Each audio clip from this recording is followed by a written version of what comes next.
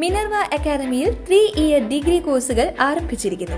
Medical lab technology, operation theatre technology, cardiac care technology, dialysis technology, hospital sterilisation (CSSD), radiology technology, optometry technology കൂടാതെ hospital management MBA കോഴ്സുകളും ആരംഭിക്കുന്നു.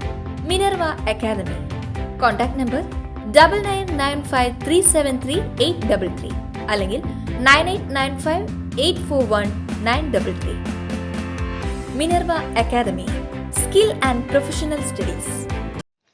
രാജ്ഭവനിൽ വീണ്ടും ഭാരതാംബ വിവാദം. Scout and guides പരിപാടിയിൽ ഭാരതാംബ ചിത്രം വെച്ചതിൽ പ്രതിഷേധിച്ചാണ് മന്ത്രി വി ശിവൻകുട്ടി ഇറങ്ങിപ്പോയത്. ചിത്രം വെക്കില്ലെന്ന് നേരത്തെ മന്ത്രിക്ക് ഉറപ്പ് ലഭിച്ചിരുന്നു. എന്നാൽ മന്ത്രി എത്തിയപ്പോൾ വേദിയിൽ ഭാരതാംബയുടെ ചിത്രം ഉണ്ടായിരുന്നു. ഇതോടെ മന്ത്രി പരിപാടിയിൽ നിന്ന് ഇറങ്ങിപ്പോവുകയായിരുന്നു. മുഖ്യമന്ത്രിയുടെ പരിപാടി കഴിഞ്ഞ ശേഷമാണ് താൻ രാജ്ഭവനിലേക്ക് എത്തിയത് എന്നും ആ സമയം ഭാരതാംബയുടെ ഫോട്ടോയിൽ പൂവിട്ട് പൂജിക്കുന്ന ചടങ്ങ് നടക്കുകയായിരുന്നു എന്നും ശിവൻകുട്ടി പ്രതികരിച്ചു. തുടർന്ന് അധ്യക്ഷ പ്രസംഗം നടത്തുമ്പോൾ ഭാരതാംബയുടെ ചിത്രം വച്ചതിൽ ഗവർണർ ഇരിക്കെ തന്നെ മന്ത്രി അതൃപ്തി പരസ്യമാക്കി. പ്രോഗ്രാം നോട്ടീസിൽ പറഞ്ഞിട്ടുള്ളത് ദേശീയ ഗാനവും വിളക്ക് കൊളുത്തലും പ്രാർത്ഥനയും മാത്രമാണ്.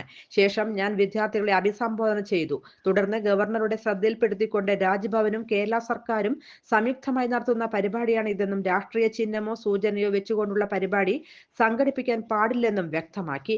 ഭാരതാംബയുടെ ചിത്രം വച്ചത് ശക്തമായി പ്രതിഷേധം അറിയിക്കുകയും ചെയ്തു. മന്ത്രി പറഞ്ഞു, കുട്ടികളെയും കൂട്ടി തനിക്ക് അവിടെ നിന്ന് ഇറങ്ങാമായിരുന്നു. എന്നാൽ താൻ അത് ചെയ്തില്ല. ഗവർണർ കാണിക്കുന്ന അഹങ്കാരവും ധിക്കാരവും ണെന്നും മന്ത്രി കൂട്ടിച്ചേർത്തു. സർക്കാരിന്റെ ശക്തമായ നിലപാട് മുഖ്യമന്ത്രി ഇന്നലെ വ്യക്തമാക്കിയതാണ്. ഈ വിഷയത്തിൽ സർക്കാരിന് ശക്തമായ പ്രതിഷേധമുണ്ട്. നരേന്ദ്രമോദിയുടെ ചിത്രം വെച്ചാൽ പോലും അന്തസ്സുണ്ട്. രാജ്ഭവൻ തനി രാഷ്ട്രീയ കേന്ദ്രമാക്കുകയാണ്. കുട്ടികളെ അഭിസംബോധന ചെയ്ത ശേഷം താൻ പരിപാടി ബഹിഷ്കരിച്ചു, മന്ത്രി വ്യക്തമാക്കി. കേരളത്തിന്റെ പ്രതിഷേധം അറിയിച്ചാണ് ബഹിഷ്കരണം എന്നും മന്ത്രി കൂട്ടിച്ചേർത്തു.